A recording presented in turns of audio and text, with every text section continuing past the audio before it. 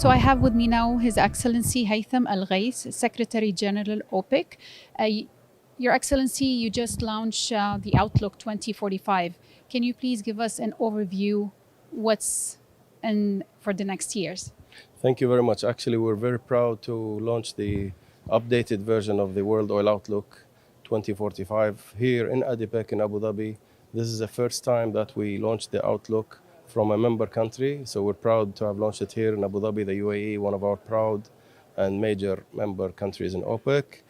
There are many messages in the updated version. Obviously, number one, population growth is a contributor to growth in economic stability and economic requirements and demand for oil and energy in general. We believe and we see in our forecast that energy demand will grow by about 23% from now till 2045. Taking that down to oil demand in particular, we see oil demand increasing from now till 2045 by about 13 million barrels a day, reaching around 110 million barrels a day. We see requirements also for other forms of energy. This is not just focused on oil, but we look at the whole energy mix, which is important to cater for economic growth worldwide. So we see gas demand increasing as well on the account of coal. We see renewables as well taking their share, and this is one of the key messages also, that renewables will grow at a fast rate in our updated World Oil Outlook. And we basically conclude with saying that all forms of energy will be required. It's not exclusive to oil or gas or exclusive to renewables. We have to see all forms of energy work together to support sustainable energy demand growth for the future of this world. And the investment, 12.1 trillion. Absolutely. This is just for oil. We see 12.1 trillion US dollars required to invest in oil. Let me remind ourselves and everybody that today we have a natural decline in oil production by 5% roughly, which is around 100 million barrels a day, around 5 million barrels a day. And we are falling short of the required investments in the oil sector. And it's not just in upstream. We talk about upstream, but people tend to forget to focus also on the requirements for downstream investments, for midstream. So all in all, you're right, it's 12.1 trillion. The biggest bulk of that would be around 9 trillion in the upstream. But equally important is investing in refining capacity, petrochemical capacity, transportation and logistics capacity. This is a whole full value chain cycle, and it's required in order to be able to produce the oil, refine it, and transport it. So this is very important.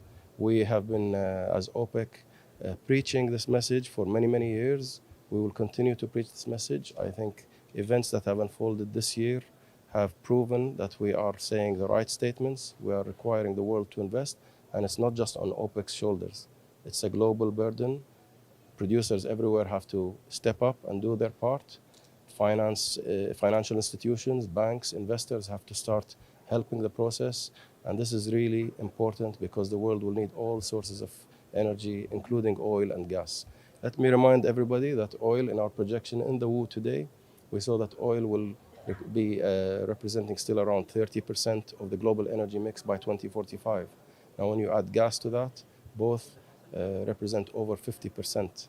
And this is important. The required investments are falling short. They have been falling short. And OPEC and its declaration of cooperation partners are trying to preserve a stable market environment in order to encourage an environment that is attractive for these investments. Lots of changes since last year, obviously, in all aspects. What would be the main message from OPEC, from ADIPEC to the world? Actually, the core key messages about, for example, investment have not changed. We have been saying this for many, many years. I think the only thing that has really changed is that because of some of the events that we've seen, we have upped the demand side, the figures for oil a little bit, I think by 2 million barrels a day versus last year's projections.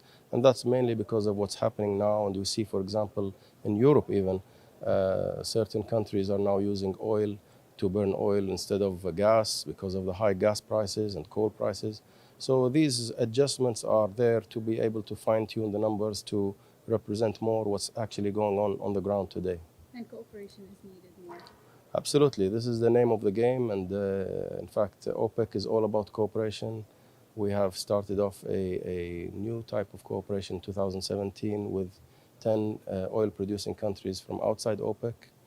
We encourage such cooperation to continue in all other areas of energy. We encourage dialogue. OPEC is open to dialogue. We have existing dialogue not only with producers, but also with key stakeholders and consumers around the world. We encourage the dialogue. It's all about dialogue. This is what the world needs in order to be able to sustain secure and stable supplies of energy and oil to the world for the future. Thank you. Thank you.